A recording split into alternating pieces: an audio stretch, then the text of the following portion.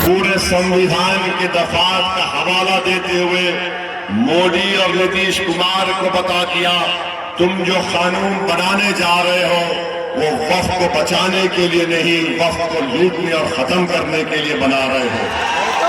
दुनिया ने देख लिया कि हमने अकेले खड़े होकर अल्हम्दुलिल्लाह बता दिया भाजपा को कि ये कानून बाबा साहेब अम्बेडकर के संविधान के खिलाफ है, और हमने उस कानून को फाड़ कर पार्लियामेंट के फर्श के ऊपर फेंक कर कहा यह कानून वक्फ को बचाने के लिए नहीं, मस्जिदों और दरगाहों और खानखाहों को छीनने के लिए बनाया जा रहा है।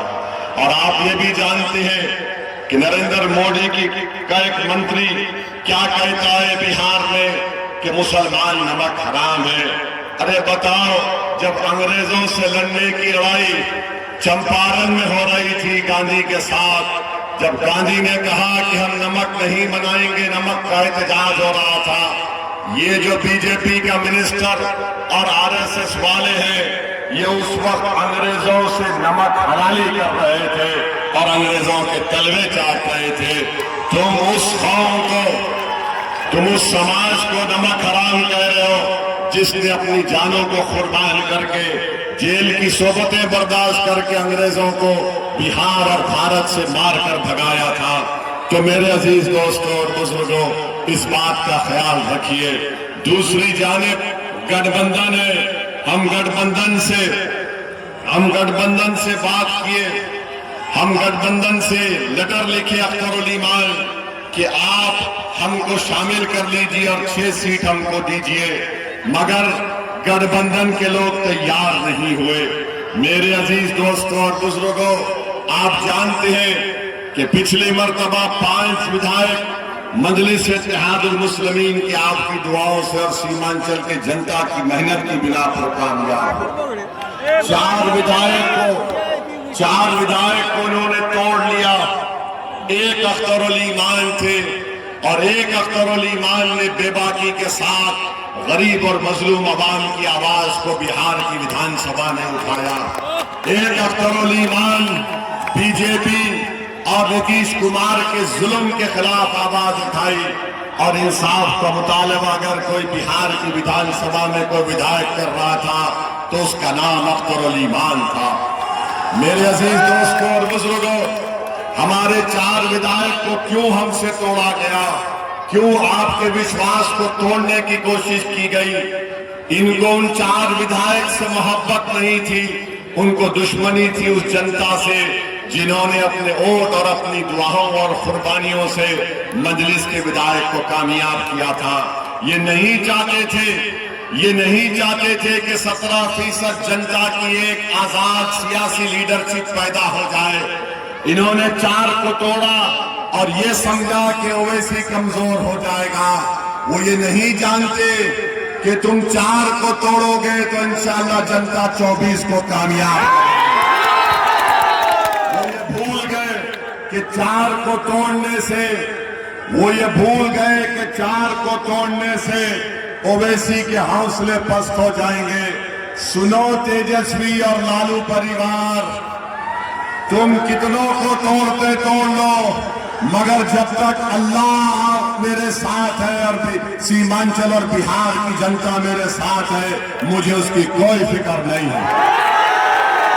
मैं पहले भी कह चुका हूं, आज भी आपसे कह रहा हूं कि मैं जब तक जिंदा रहूंगा, कोई माई का लाल, कोई बीजेपी, आरएसएस, राजद गठबंधन का नेता मुझे बिहार आने से नहीं रोक सकेगा। मैं आता था, आया हूं और आता रहूंगा। मेरी मौत मेरे जिस्मानी सफर को रोक सकती है, मगर याद रखो मेरे अजीज दोस्तों और बुजुर्गों, 17% अल्पसंख्यक समाज बिहार में है और बिहार में 14% यादव है और तेजस्वी यादव 14% को 36% टिकट देता है और जो 17% है उनको बोलता है ये लॉलीपॉप ले लो और दरी बिछाओ हमारे लिए। ये इंसाफ नहीं है। जो 3.5% समाज है वो ये कहता है कि अब की बार मल्ला का बेटा उप मुख्यमंत्री होगा। तो ओवैसी ने ऐलान कर दिया, मजलिस ने आपके इतिहास पर भरोसा करके ये कह दिया, अगर 3.5% समाज का उप मुख्यमंत्री हो सकता है तो इंशाअल्लाह सदन में मैं हजारों ऐसे चेहरों को देख रहा हूं जिनके चेहरे पर दाढ़ी है, सर पर टोपी है। ओवैसी के चेहरे पर भी अल्हम्दुलिल्लाह दाढ़ी है और सर पे टोपी है। तो क्या सब चरमपंथी है? तो तेजस्वी के नजर में चरमपंथी वो है जो एक जमीन और आसमान के खालिक को मानने वाला है। तेजस्वी के नजर में चरमपंथी वो है जो सजदा करके अपनी मस्जिदों को आबाद रखता है। तेजस्वी की नजर में चरमपंथी वो है जो मदरसे बच्चों को कुरान और अहादीस का इल्म सिखाते हैं। तेजस्वी के नजर में चरमपंथी वो है जो हमारी माँ और बहनें अपने सर पर दुपट्टा या हिजाब या बुर्का पहनती है। तेजस्वी की नजर में चरमपंथी वो है जो सच्चाई को उसके सामने बयान करता है। तेजस्वी के नजर में चरमपंथी कौन नहीं है? कौन नहीं है? वो है जो उसके बाप के सामने आकर सर झुकाए। चरमपंथी वो नहीं है जो उसके सामने झुक जाए। चरमपंथी वो नहीं है जो नमाज नहीं पढ़ता। चरमपंथी वो नहीं है जिसके चेहरे पर दाढ़ी या सर पे टोपी नहीं है। चरमपंथी वो नहीं है जो अपनी मस्जिदों को इबादत गाहों को भूल जाए। सुनो तेजस्वी, इस बिहार में सबसे बड़ा चरमपंथी का मिसाल तुम्हारा बाप और तुम खुद हो। याद रखो, तुम में इतना चरमपंथी आ गया है कि 14% समाज को तुम 36% टिकट देते हो। हम पूछना चाहते हैं तेजस्वी यादव से कि आप बताइए, भागलपुर का फसाद किसी को याद हो या ना याद ना हो, मुझे याद है, जिस पर 1000 लोगों को काट कर खेत में डाल दिया गया था। 35 साल पुरानी बात कर रहा हूं। फसाद में लाशें पड़ी थी खेत में और उनके परिवार के लोग उनको कफन और दफन नहीं कर सके थे। उनकी लाशों के ऊपर गोभी का फूल उग गया। उसका एक बहुत बड़ा आरोपी, उसका नाम कामेश्वर यादव था। आज उसी कामेश्वर यादव को लालू परिवार ने इनाम किया। बताओ मेरे भाई, मैं 5 मरतबा का सांसद हूं, 2 मरतबा का विधायक अल्हम्दुलिल्लाह अल्लाह ने बनाया। मुझे 2 मरतबा बेहतरीन संसद रत्न से नवाजा गया। आज ये लालू का बेटा बोलता है ओवैसी चरमपंथी है। जब 11 तारीख को वोट डालने जाएंगे तो क्या आप बताएंगे कौन चरमपंथी है? इसका जवाब कैसे देंगे आप?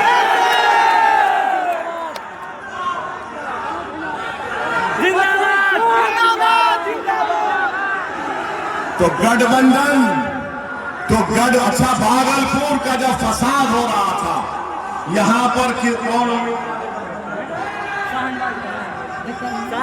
उम्मीदवार है? गठबंधन का यहां पर उम्मीदवार इरफान है। इरफान से पूछो कि भागलपुर का जब फसाद हुआ था, नरसिंहगढ़ हुआ था, तो क्या इरफान तुम्हारी पार्टी सत्ता में नहीं थी?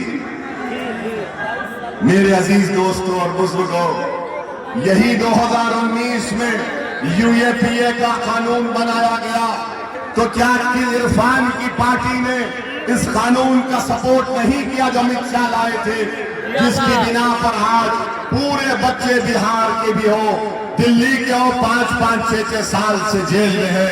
तो मेरे अजीज दोस्तों और बुजुर्गों, हम आपसे अपील करने आए हैं कि आप अपना एक वोट 11 तारीख को नुकसान होने मत दीजिए। अपनी सियासी लीडरशिप को बनाइए। आप हमारे भाई को मत देखिए, आप मजलिस को देखिए, ओवैसी की बात पर यकीन करिए। और लोग बार बार हमको ताना मारते हैं कि ओवैसी यहाँ पर क्यों आता है हैदराबाद को छोड़कर। मेरे भाई, मैं 11 साल से बिहार और सीमांचल को आ रहा हूँ और आता रहूंगा।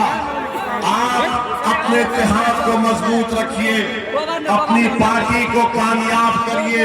याद रखिए, अगर आपका विधायक नहीं होगा तो फिर 5 साल आपको नाइंसाफी का सामना करना पड़ेगा।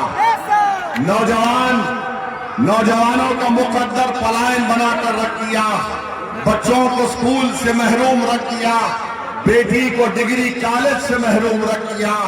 मेरे अजीज दोस्तों और बुजुर्गों, बीजेपी को, नीतीश कुमार को रोकना है, तेजस्वी यादव को और गठबंधन को एक मौसर जवाब आपको देना है।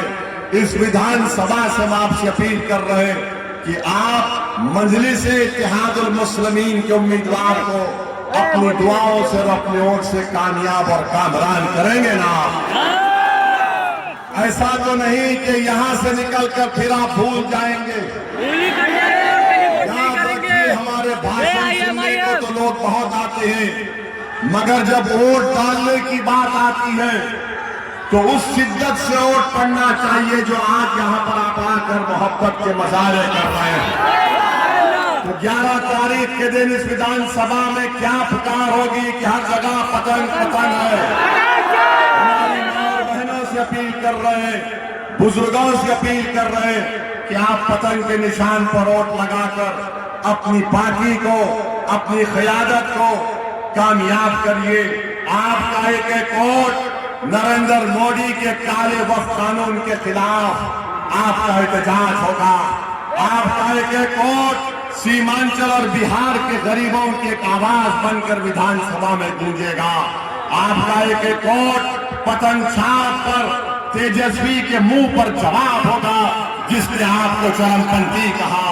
याद रखिए, आपने पिछले 40-50 साल से मुख्तलिफ सियासी पार्टियों को वोट दिया, मगर आपको और हमको क्या हासिल हुआ बताइए?